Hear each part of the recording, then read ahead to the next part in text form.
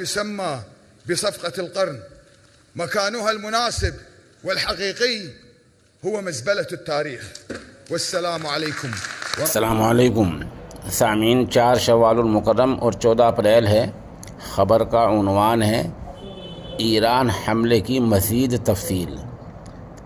New York Times کے ایک report کے مطابق ایران نے اسرائیل پر 185 ڈرون سے حملہ کیا ہے۔ اس کے علاوہ 110 زمین سے زمین پر مار کرنے والی اور 36 کروز میزائل بھی داغے گئے ہیں۔ اس سے اسرائیلی علاقے کا آسمان پھٹ گیا ہے۔ میڈیا میں آئے ویڈیو کے دیکھنے پر ایسا لگ رہا ہے کہ مانو آتش بازی چل رہی ہو۔ رپورٹ کے مطابق زیادہ تر میزائلیں اور ڈرون ایران سے ہی چھوڑے گئے ہیں، جبکہ کچھ میزائل عراق اور یمن سے بھی داغے گئے ہیں۔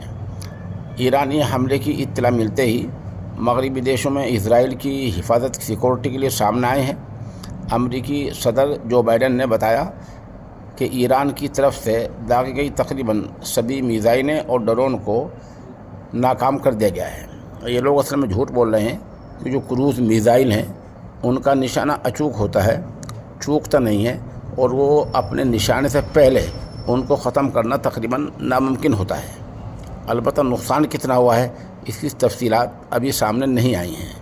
اس بیچ 2 بڑی خبریں آئی ہیں۔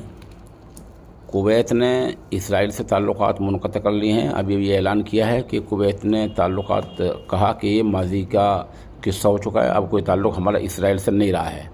دوسری بڑی بات یہ ہے کہ اقوام متحدہ نے سلامتی کونسل کا آج ہی ہنگامی اجلاس بلایا ہے، جس میں اس پوری صورتحال پر غور و خوض کیا جائے گا۔